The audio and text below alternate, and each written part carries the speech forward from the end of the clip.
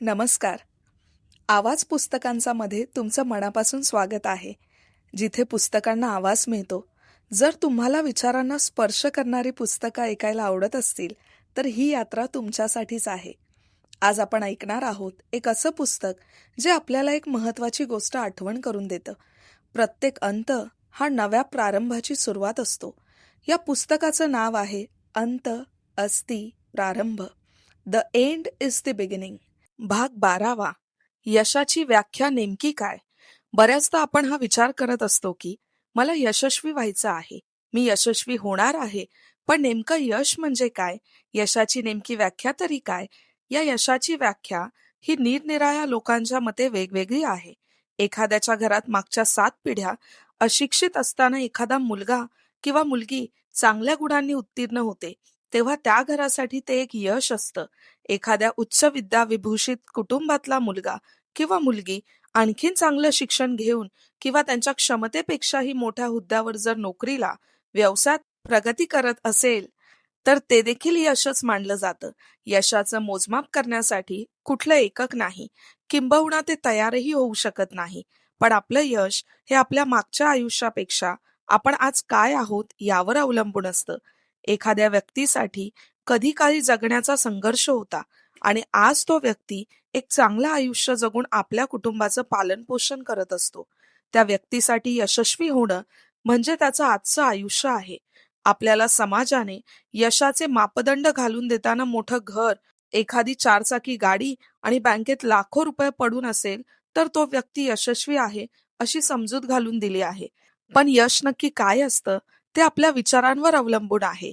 आपण निश्चित केलेलं ध्येय जर आपण मिळवलं तर आपल्यासाठी ते यश असेल.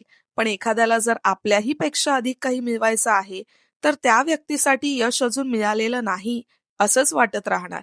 बऱ्याचदा आपण तुलनात्मक यशाच्या गराड्यात फसत जातो. अमुक व्यक्ती गाडी घेतोय, मग मलाही आता गाडी घ्यावी लागेल, अशी भावना आपला संघर्ष ताणून धरते. पण संघर्ष हा निर्मळ असावा, स्पर्धा ही खिलाडू वृत्तीने होणारी असावी, तरच आपल्याला मिळणाऱ्या यशाची गोडी ही दीर्घकाळ टिकून राहते. यश मिळवण्यासाठी आपल्याला 3 मूलभूत गोष्टींची गरज भासते. ती म्हणजे शिक्षण किंवा अनुभव, दुसरं कलागुण, तिसरं आणि महत्वाचं म्हणजे अथक परिश्रम. यश मिळवण्यासाठी आपल्याला शिक्षण हे गरजेचं आहे, कारण शिक्षण हे वाघिणीचे दूध आहे, असं डॉक्टर बाबासाहेब आंबेडकर म्हणायचे. शिक्षणाच्या जोरावर तळागाळातील व्यक्ती संपूर्ण जग पादक्रांत करू शकतो आणि त्याच शिक्षणाच्या बळावर संपूर्ण व्यवस्थेला सुद्धा आपण बदलवू शकतो अथवा खडबडून जागं करू शकतो. शिक्षणाचा मूळ उद्देश काहीतरी मिळवणं नसून त्या माध्यमातून विचारसरणी शुद्ध करून ज्ञान वाढवणे आहे. हे ज्ञान आपल्याला योग्य निर्णय कसा घेतला पाहिजे यापेक्षा घेतलेला निर्णय योग्य करून दाखवण्यासाठी मदत करते. पाठ्यपुस्तकातून आपण कदाचित माहिती मिळवू शकतो, पण खरं शिक्षण हे आपण अनुभव, अवांतर वाचन, प्रवास या माध्यमातूनच मिळवता येतं. आपल्याला जर शिकायचं असेल तर आपण जमेल तेवढं, शक्य होईल तेवढा प्रवास करायला हवा. आपण जोपर्यंत प्रवास करत नाही, तोपर्यंत आपल्याला बाह्य जगात काय सुरू आहे याची जाणीव होणार नाही. डोंगर दऱ्यांमध्ये फिरणं हा प्रवास होऊ शकत नाही, ते पर्यटन आहे. फिरणं म्हणजे काय, तर आपण जगत असलेल्या आयुष्यापेक्षा विपरीत आयुष्य जगणाऱ्या लोकांची जीवनशैली अनुभवणे, तेथील संस्कृती जाणून घेणे, त्यांच्या दैनंदिन आयुष्याची कसरत बघत आपण नेमके काय करतो आहोत याचा बोध घेऊन आपल्या जगण्याला दिशा देणे, हा प्रवासाचा खरा अर्थ होय. दुसरी बाब म्हणजे कलागुण. व्यक्तीच्या आयुष्यात व्यक्त होण्यासाठीचं मुख्य साधन म्हणजे आपल्या अंगी एकतरी कला असावी. मग ती लेखन, गायन, नृत्य, शृंगार, खेळ कुठलीही असेल. कला ही माणसाला कठीण काळात टिकवते, चांगल्या काळात जमिनीवर पाय ठेवून जगायला शिकवते आणि वाईट परिस्थितीमध्ये मनावरचं संतुलन शाबूत ठेवते. या जगात कला आहे म्हणूनच जगाची क्रिया सुरळीत सुरू आहे. कला माणसाच्या अंतर्मनात असलेल्या सुप्त भावनांना बाहेर काढून व्यक्त करत व्यक्तीच्या व्यक्तित्वाला शुद्ध सोन्यात परावर्तित करत जाते.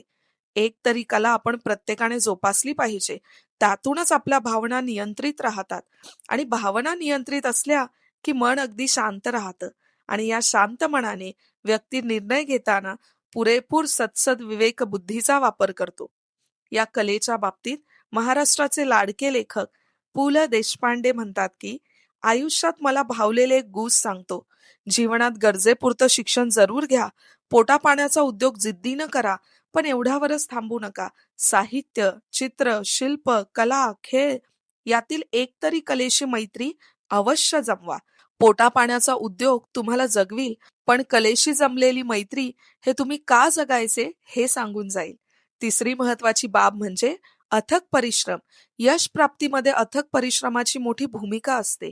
आपल्याकडे शिक्षण असेल किंवा कला असेल, पण त्यातून जो संघर्ष करायचा आहे त्याला जोड ही परिश्रमाचीच द्यावी लागणार. त्याशिवाय यशाच्या व्याख्येला मात्र कोणताच अर्थ नाही. ही यशाची व्याख्या जमवायची असेल तर कशाचीही तमा न बाळगता आपण परिश्रम घ्यायलाच हवे. हे परिश्रम आपण कसं जगणार आहोत हे ठरवतात. होईल, बघता येईल, करता येईल अशा गृहीत धरणाऱ्या गोष्टींना बाजूला सारून जो काम करत राहतो तो व्यक्ती नक्कीच यशस्वी होतो आणि त्या यशाच्या व्याख्या या त्याच्या पद्धतीने निर्माण करत असतो. कारण यश हा मैलाचा दगड आहे.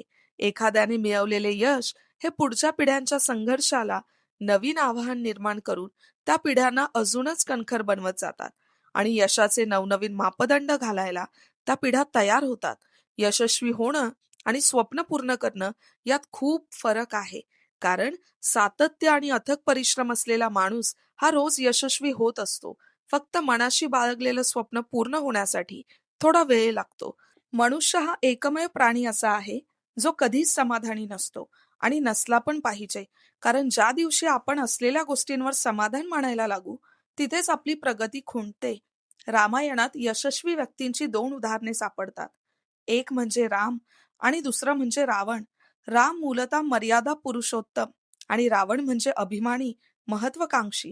रावणाने त्या काळात व्यवस्थेच्या विरोधात शड्डू ठोकून साम्राज्य उभं केलं होतं, तर श्रीरामांनी स्वतःच्या गुणांच्या जोरावर जग आपलंसं केलं होतं.